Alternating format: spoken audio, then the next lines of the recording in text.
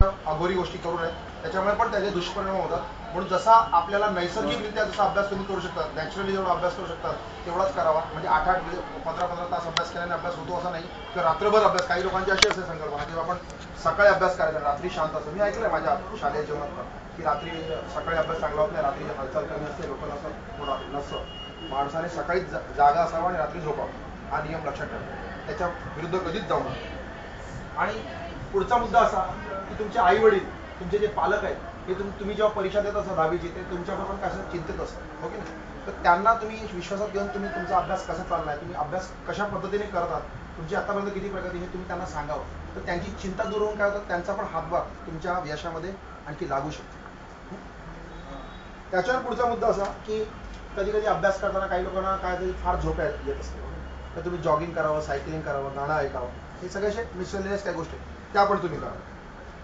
आणखी एक मुद्दा असा आहे की जेव्हा आपण वाचन करतो तेव्हा आपण कसं, आपल्या डोळ्यापुढे पुस्तक असतं, आणि डोळ्यापुढे पुस्तक असतं आणि मनातल्या मनात वाचत असताना काय आपलं मन आहे ते काय करतं, आपल्या पुढे आणखी दुसरे कुठले तरी विचार आपल्या पुढे आणतात, आणि आपलं कधी लक्ष पुस्तकावरून निघून त्या विचारात गेला आपल्याला कळत नसतं, ओके ना? हे कधी होत असतं, हे माझ्याबरोबर झालेलं. आम्ही अभ्यास करत होतो, पुढे पुस्तक आहे, शारीरिकदृष्ट्या माझ्या पुढे पुस्तक आहे, पण मी काय असतो, मी तिकडे नसतो, माझं मन कुठे तिसरीकडे भटकायला गेलेलं असतं, ओके?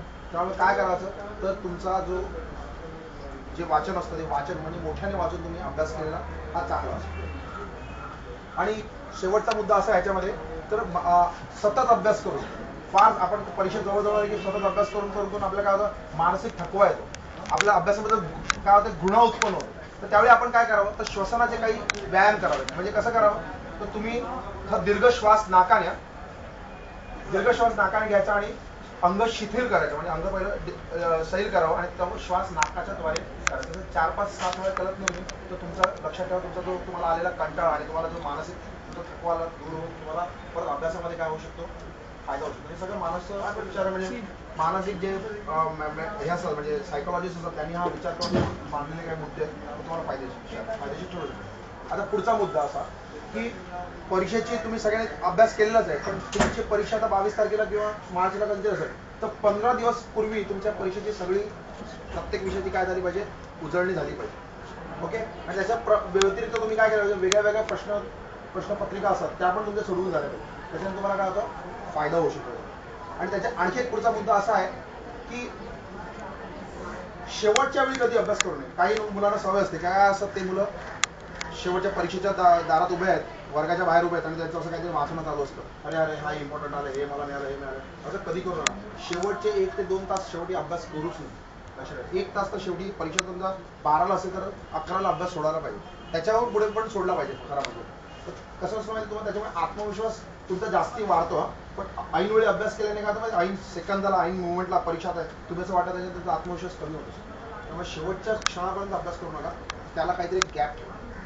आणि तर परीक्षेनंतर तुम्ही काय करणार, तर परीक्षेनंतर तुम्ही आतापर्यंत जे श्रम केलेत ते तुम्ही स्वतःची शाबासकी दिली पाहिजे, हो बाबा मी परीक्षा माझी संपली आहे, मी चांगल्यापणे मेहनत केली आणि चांगल्यापणे काय केलं, परीक्षा संपलेली आहे, तर शाबासकी स्वतःला देऊन स्वतःची पाठ तोकून घेतली पाहिजे. हा पण फार मोठा महत्त्वाचा आहे. आणि सर्वात लक्षात ठेवायचा जो प्रकार आहे तो असा की परीक्षेनंतर, लक्षात ठेवा, परीक्षेनंतर यश आणि अपयश हे आहेच आयुष्यामध्ये, कळलं की नाही? यशही मिळतं, अपयश मिळतं. काही लोकांना 94 मार्क मिळतात, काही लोकांना 60 मार्क मिळतात, काही लोकांना 80 मार्क मिळतात, काही होऊ शकतं. पण लक्षात ठेवायचं की एवढंच लक्षात ठेवायचं की परीक्षा हे जीवन नाही. लक्षात सगळं म्हणजे परीक्षा अपयश मिळालं किंवा यश मिळालं पण आपण दुःखी व्हायचं नाही आणि काहीतरी जास्ती मोठं करायचं नाही. त्याच्यामुळे आपण आपल्याला काय सांगायचं, आपले जे आजूबाजूचे आपल्याला ज्यांच्याकडे आपण मन मोकळं करून बोलू शकतो त्यांच्याकडे तुम्ही तुमच्या ज्या परीक्षेचे ताणतणाव घेत आहेत, हो की नाही, म्हणजे तुम्हाला काय ताण आला परीक्षेनंतर की मला असं पेपर कठीण करायचं, तुम्ही त्याच्याकडे मन हलकं केलं पाहिजे आणि मन त्याच्यामुळे काय शांत होतं. हा लक्षात तुमच्या.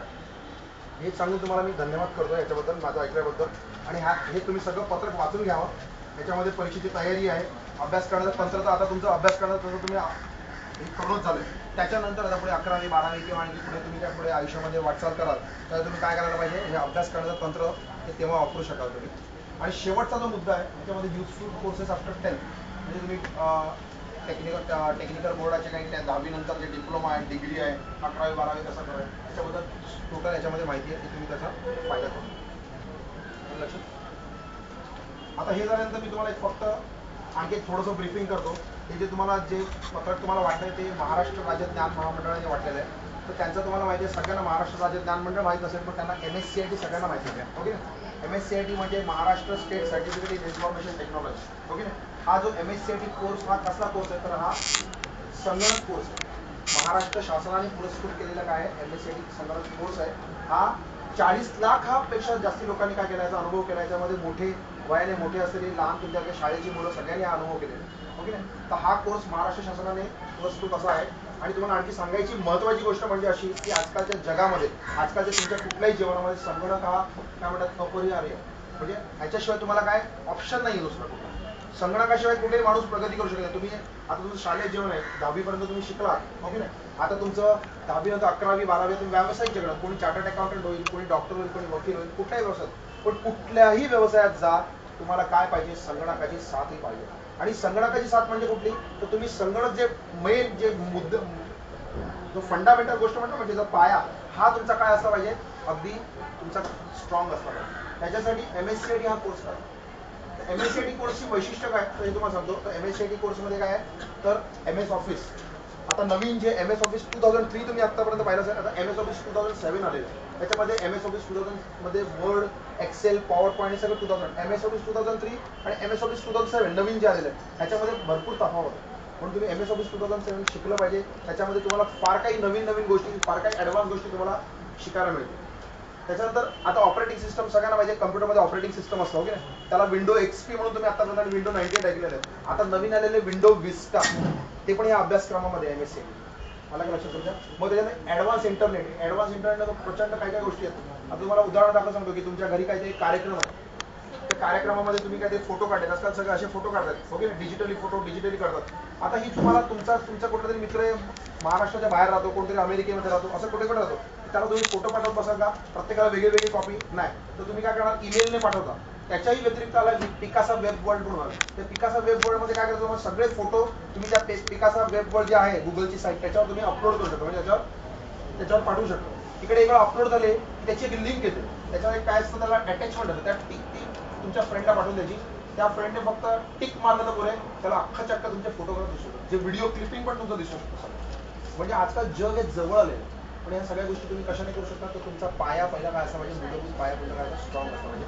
त्यासाठी या तुमच्या मार्चच्या परीक्षा, ह्या सगळ्या गोष्टी मार्चच्या परीक्षा संपल्यानंतर, आता नाही लक्षात ठेवा. मार्चच्या तुमच्या परीक्षा संपल्या, मार्च, एप्रिल, मे, जून जो तुम्हाला वेळ मिळणार आहे त्यासाठी तुम्हाला एक आम्ही व्याख्यानमाला ठेवलेली. ही व्याख्यानमाला विनामूल्य आहे. त्यासाठी तुम्हाला कुठलंही मूल्य आकारलं जाणार नाही. कुठलाही कोर्स करण्याची तुम्हाला सक्ती नाही आहे. लक्षात ठेवा. ही व्याख्यानमाला आम्ही कुठे ठेवली आहे, तुमच्या पुढे देणार. कम्प्युटर इन्स्टिट्यूट आहे इकडे पुढे, त्याच्याकडे आम्ही त्यांना सगळ्या मुलांनी तुम्ही गटागटा त्याच्या 5-5 दादामध्ये तुम्हाला MS ऑफिस 2007 मध्ये नवीन काय आहे, इंटरनेटमध्ये नवीन काय आहे आणि वर्ड, एक्सेल, पॉवर पॉईंटमध्ये नवीन काय आहे, या सगळ्या गोष्टी तुम्हाला विनामूल्य व्याख्यानमध्ये सांगायचं. आम्ही सगळ्या शाळांमध्ये फिरलेलो आणि सगळ्यांना मुलांना आवाहन करतोय, आमंत्रण देतोय सगळ्यांना की तुम्ही या व्याख्यानमालेचा जरूर लाभ घ्या. धन्यवाद.